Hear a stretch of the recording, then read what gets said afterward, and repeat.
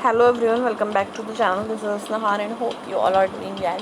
Yes, we were doing the chapter A True Beautiful Mind, जिसका आज हम third part start करने वाले हैं. और अगर आपने पहले के 2 पार्ट नहीं देखे हैं students, so go and watch that previous parts first, okay. और मेक श्योर कि आपने चैनल को सब्सक्राइब कर रखा है एंड लाइक दिस वीडियो.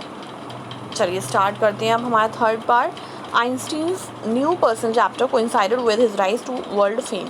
अभी तक हमने आइंस्टीन की जो है चाइल्डहुड, स्टूडेंटहुड, दैन उनकी यंग लव स्टोरी वगैरह सब समझ ली, कैसे क्या हुआ, फिर उनकी शादी कैसे ख़त्म हुई पहली, फिर क्या हुआ अभी दूसरी हुई, उसके बाद की बात बता रहे हैं.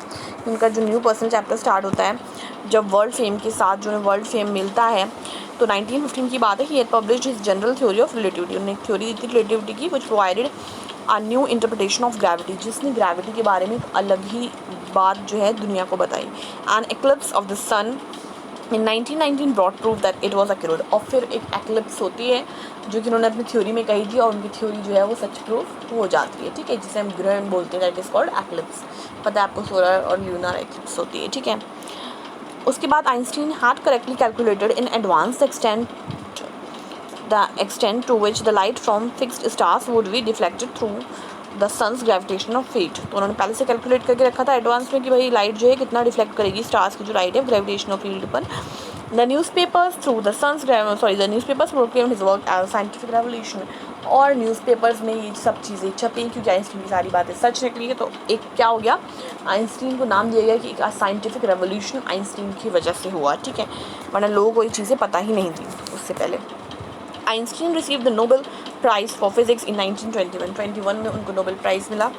He has shard with honours, बहुत जगह उनको ऑनर करा गया, and invitation from all over the world and loaded by the press. तो लोगों ने बहुत तारीफ़ें करी, उनको बहुत ज़्यादा अपलॉड करा. Okay, now when the Nazis came to power in Germany in 1933, Einstein immigrated to the United States. जब नाजी आ गए जर्मनी के अंदर, आपने शायद the rise of Hitler chapter आप पढ़ोगे तो उसमें ये सब कुछ दिया हुआ है. ठीक है, तो जब उनकी एंट्री होती है जर्मनी की में, उनकी पावर आती है नाजीज़ की, यानी 1933 की बात करें, आइंस्टीन वहाँ से माइग्रेट करके कहाँ चले गए, जर्मनी से यूएस चले गए. 5 years later the discovery of nuclear fission in Berlin had American physicists in an uproar. फिर 5 साल बाद उन्होंने न्यूक्लियर फिशन डिस्कवर करा. ठीक है, बर्लिन के अंदर. तो जो अमेरिकन फिजिसिस्ट थे, यानी अमेरिकन के जो फिजिक्स थे, जो फिज़िक्स के ऊपर काम कर रहे थे, उनके अंदर तो एक मतलब कहते नहीं बहुत दुख हुआ उन्हें कि ये क्या हुआ, आइंस्टीन ने कुछ ऐसा डिस्कवर कर लिया, हम नहीं कर पाए.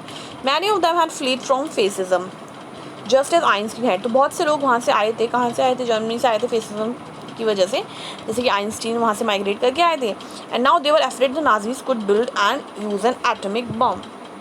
तो उन सबको ये डर लगा कि भाई नाजी जो हैं वो, अब ये फार्मूला तो आ गया एटम बॉम्ब का, तो वो एटॉमिक बॉम्ब बनाएंगे और उसको यूज़ करेंगे. At the urging of a colleague Einstein wrote a letter to the American president.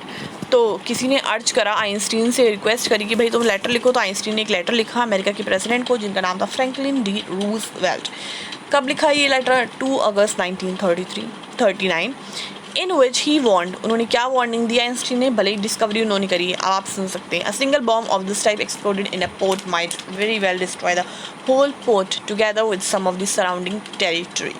उन्होंने कहा इस टाइप का एक भी बॉम्ब अगर एक्सप्लोड यानी जो है बस्ट कर जाता है किसी भी पोर्ट पे, बंदरगाह की बात हो रही है, तो पूरी बंदरगाह को तबाह कर देगा, पूरे पोर्ट को डिस्ट्रॉय कर देगा, और साथ में जो सराउंडिंग एरिया है या सराउंडिंग यानी आसपास की जो टेरिटरी है, जगहें हैं, उन सबको भी वो तबाह कर देगा.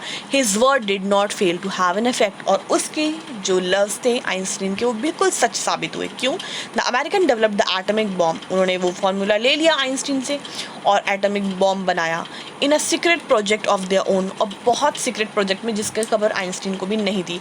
And dropped it on the Japanese cities of Hiroshima and Nagasaki. और जापान की जो सिटी थी वहाँ पे अटैक करा, जो आपने सुना होगा.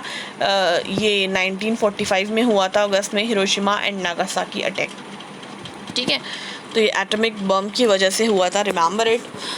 Einstein was deeply shaken by the extent of the destruction, और इस तबाही से आइंस्टीन जो है वो पूरी तरीके से हिल चुके थे, उनको बहुत तकलीफ हुई थी क्योंकि एक तरीके से उन्होंने ही वो बॉम्ब डिस्कवर करा था, बट वो ये कभी नहीं चाहते थे इसको यूज़ करा जाए। This time he wrote a public missive to the United Nation, फिर उन्होंने यूनाइटेड नेशन को एक पब्लिक मिसिव लिखा, लेटर लिखा, in it he propose the formation of a world government. तो उसमें उन्होंने कहा कि वर्ल्ड गवर्नमेंट बननी चाहिए। Unlike the letter to Roosevelt, this one made no impact, but जैसे रूजवेल्ट को लेटर लिखने का कोई असर नहीं हुआ, ऐसे यहाँ पे कोई असर नहीं हुआ। But over the next decade Einstein got even more involve in politics, but आगे वाले 10 सालों में आइंस्टीन खुद पॉलिटिक्स में आ गए, agitating for an end to the arms buildup and using his popularity to campaign for peace and democracy. क्यों आए वो?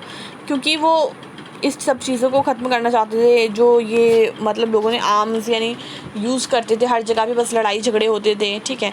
तो वो ये नहीं चाहते थे कि हर जगह हथियार का इस्तेमाल हो, और वो अपनी पॉपुलैरिटी को यूज़ करना चाहते थे। उन्होंने कैंपेन करी क्योंकि लोग उनको जानते थे, और वो इलेक्शन लड़के इलेक्शन जीत के पीस और डेमोक्रेसी को सेटअप करना चाहते थे। तो ये उनका मकसद था जो कि बहुत पॉजिटिव था। Now when Einstein died in 1955, तो आइंस्टीन की डेथ 55 में होती है एट द एज ऑफ 76, जब वो 76 ईयर्स के थे बस। He was celebrated as a visionary, तो लोगों ने उनकी कैसे सेलिब्रेट कराओगे कि वो एक रास्ता दिखाने वाले थे, विजनरी थे एंड वर्ल्ड सिटीजन थे, और वर्ल्ड सिटीजन थे जो सबके बारे में सोचते थे as much as a scientific genius, और उतने ही वो बड़े साइंटिफिक जीनियस थे क्योंकि उन्होंने बहुत ढेर सारी डिस्कवरी करी थी। जो कुछ ऐसे थे हमारे अल्बर्ट आइंस्टीन, तो आपको पता चल गया होगा कि वो by nature, bye their work और उनकी सोच, वो कैसे इंसान थे। और मेरे ख्याल से आज आइंस्टीन को आपने करीब से जाना होगा और बहुत अच्छा लगा होगा जान करके कि वो एक अच्छे इंसान भी थे, एक अच्छे जीनियस होने के साथ साथ। तो अगर आपको ये अच्छी लगी हो story, so don't forget to hit the like button and please do comment that I should know that आपको ये स्टोरी कैसी लगी। So tell me in the comment box, and also if you hadn't subscribed to the channel, subscribe it and also share it with your friends. Yes, we'll meet with a new video. Also, I'll try to share the solution of this chapter. Till then, take care and bye bye.